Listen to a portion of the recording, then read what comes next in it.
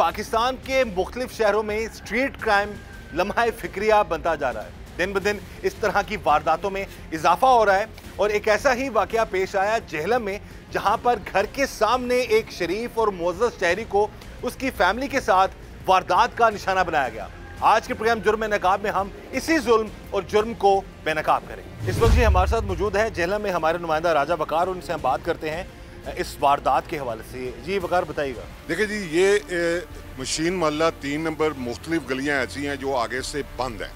ये डॉक्टर रिजवान साहब का जो घर है वो एक बंद गली पे है, वो अपने घर के बिल्कुल बाहर खड़े हैं और सामने उनको लूटा गया और उनके सामने, उनके बच्चों के सामने, उनकी वाइफ के सामने गन पॉइंट के ऊपर दीदा दलेरी से, एक होता है कोई डकैती कर रहा है तो उसे कोई खौफ है, ये खौफ इस वजह से नहीं है। उन्होंने नकाब भी, एक जो मेन जो कल्प्रिट था जिसने मोटरसाइकिल ड्राइव कर रहा था, उसने नकाब तक नहीं पहना हुआ और वो आके वारदात करता है और वारदात करके यहाँ से निकल जाता है। जेहलम पुलिस के लिए लम्हा फिक्री है कि इसे शराब गोट ना बनने दे और ऐसे मुल्ज़मान को फिल फोर गिरफ्तार करके उन्हें जो उनकी बनती हैं, सजाएं बनती हैं, उन तक उनको पहुंचाया जाए। जी टीम जुर्म नकाब मौजूद है उन डॉक्टर साहब के पास जिनके साथ इनके घर के सामने ही दिन दिहाड़े तकरीबन 2 और 3 बजे का टाइम था, फैमिली के साथ ये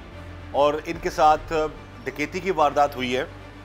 जब हमने फुटेज देखी तो यकीन माने वो देखकर यकीन नहीं आ रहा था कि ये एक गुंजान आबाद शहर का एक गुंजान इलाका है। डिस्ट्रिक्ट जेहलम में, हम इवन के जेहलम सिटी में अभी हम मौजूद हैं और वैसा लग रहा था कि जैसे अभी हम तो यही चाहते हैं कि कराची में भी या पाकिस्तान के किसी और शहर में भी ऐसी कभी भी कोई वारदात ना हो, जितना बड़े धड़ल्ले से कोई शख्स आए और गन पॉइंट पर किसी शरीफ शहरी को, उसकी फैमिली समेत उसको लूट कर वो लोग चले गए।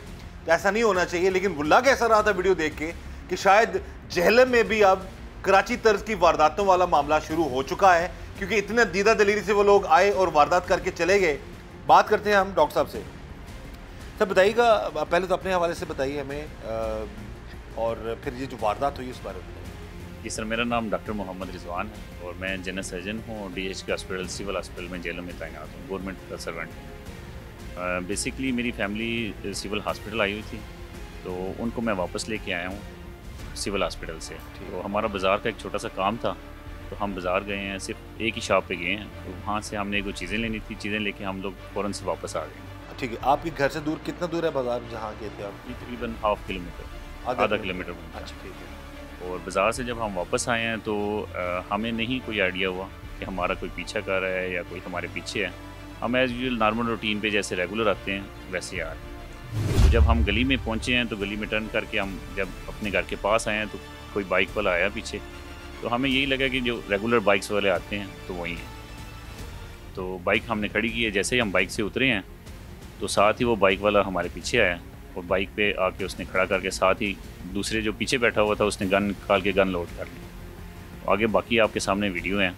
अच्छा, उसमें ये 2 लोग थे बाइक पे, हम वीडियो में देख सकते 2 लोग, आप थे, आपकी जोजा थी और आपके बच्चे थे, 2 लोग, और बाइक पे आप लोग आए हैं, रुके हैं। अच्छा, आपकी गली आगे से ओपन है या बंद है? ये गली बंद है। गली बंद है। अच्छा, वो बाइक वाला मुड़ा है, आपकी बाइक वाला रोका आपको? बाइक वाला पहले गली में आके रुका है।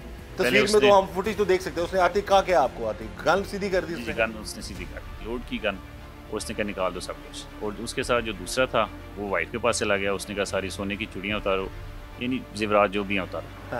तो वो जेवरात उतारने लगा। फुटेज में हम देख रहे थे कुछ चीज़ नीचे गिरी थी, फिर वो उठाने गया। वो अंगूठी थी, वाइफ से नीचे गिर गई थी, तो वो अंगूठी सोने की थी, वो उठाने के लिए चला गया था। अच्छा, ये दोनों लोग थे, दोनों के पास असला था?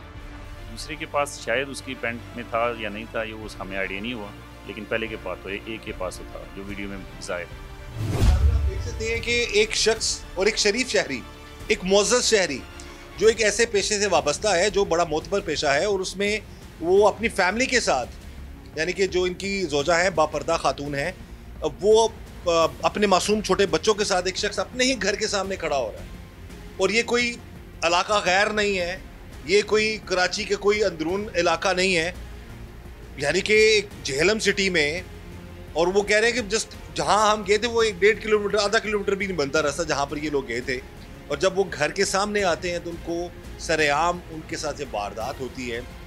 ये लम्हा फिक्रिया है सोचने की बात है कि इस तरीके से इतनी दीदा दिलेरी ऐसे लोगों में क्यों? क्या झेलम पुलिस का डर खत्म हो गया है ऐसे लोगों पे, जो ऐसे स्ट्रीट क्राइम अब शुरू हो गए हैं झेलम में? मौजूद हैं उन हमारे भाई के वालिद जिनके घर के सामने उनके साथ डकैती हुई है।